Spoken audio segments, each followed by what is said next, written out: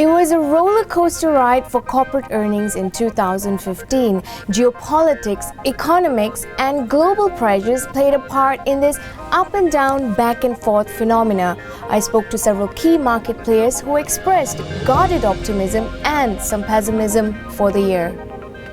Well, 2016, the Malaysian corporate earnings will probably be quite lackluster. We're probably looking at something like in the mid-single digits. It's been, 8 months since the imposition of GST. We haven't seen a recovery back to where we were, so it's a bit of a half-hearted recovery. So companies will probably face declining sales. On top of that, importers will probably face margin pressures. The state of health of the listed companies, particularly the ones that we invest in, things don't look too bad, but they're priced for a Titanic. So all these things might make me feel more confident that the index will have a better year, contrary to expectations. From a technical perspective, perhaps we are not so negative. We are more neutral on that. But from a fundamental and valuation perspective, I think the Malaysian market is probably going to be lackluster as well. I think what will probably impact the Malaysian market is when the geopolitics impact the oil market. And if it does, it's actually a positive for the Malaysian market. We still have a current account and trade surplus. In fact, the latter seems to be improving. So, I'm not that concerned. But as far as external or internal factors are concerned, I think external factors are affecting the stock market. So to see US rates going up and them falling at the same or maybe a higher rate in other parts of the world, particularly Europe, has got me really scratching my head as to which way Malaysia is going to go. People are expecting 2 to 4 rate hikes next year for the federal for the US, and anything above and beyond that will probably be a negative impact to the markets.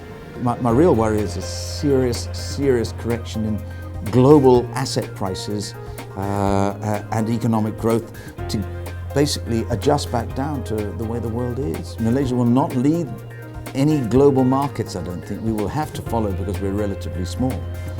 If that happens, I hope you've got plenty of gold.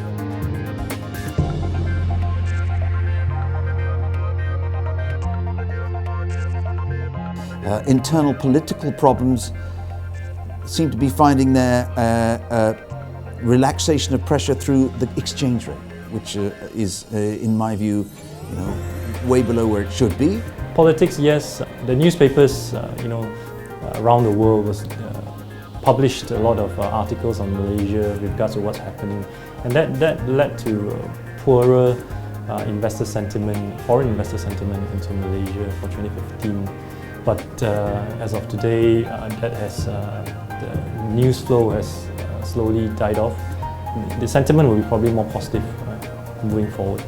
Well, it makes people think that what seemed to be an intractable problem, that this company, One Malaysia Development, which has built up so much debt, would ever go away.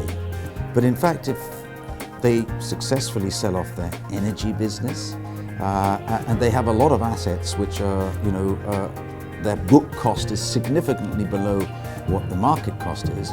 Suddenly, it's possible by the end of the year people will say One Malaysia Development.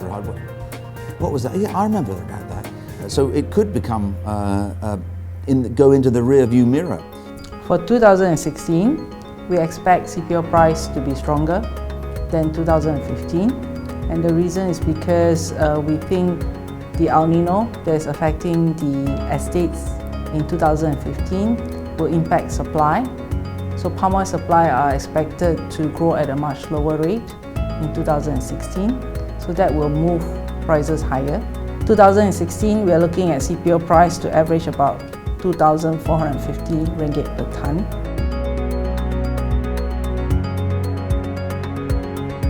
Supply in 2016 for palm oil could potentially be flat, or it could fall by about 5 to 7%, depending on how bad the drought is based on the El Nino. We are projecting earnings for planters to be stronger in 2016 on the basis of higher CPO price.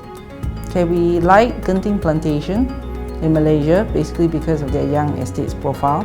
So we think there's a lot of growth prospect for the group going into 2016 and beyond.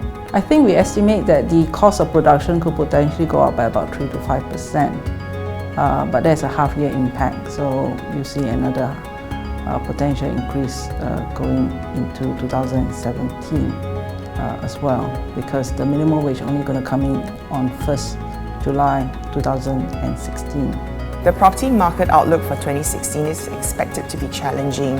I think for most of the developers under our coverage, we are expecting at best flat to declining sales. The main issue here is margin of finance. People are not getting the right margin of finance as they used to get 2 to 3 years ago.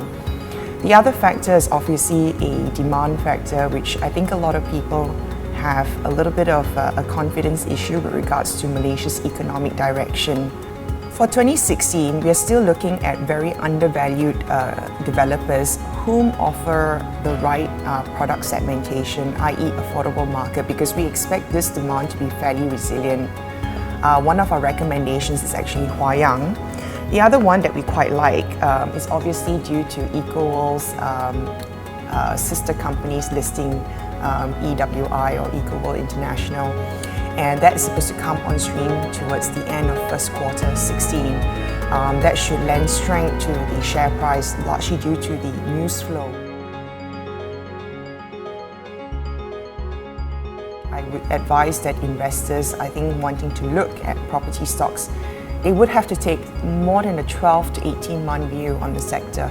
We are seeing unprecedented times where we are seeing very, very sharp drop in numbers, which we've not seen in the last 10 years. I'm actually personally concerned that the sector may see further deratings in valuations, especially if numbers cannot be sustained at a certain level. That was a wrap-up market outlook of 2016. I'm Zunaira Saieed. Thank you for watching and goodbye.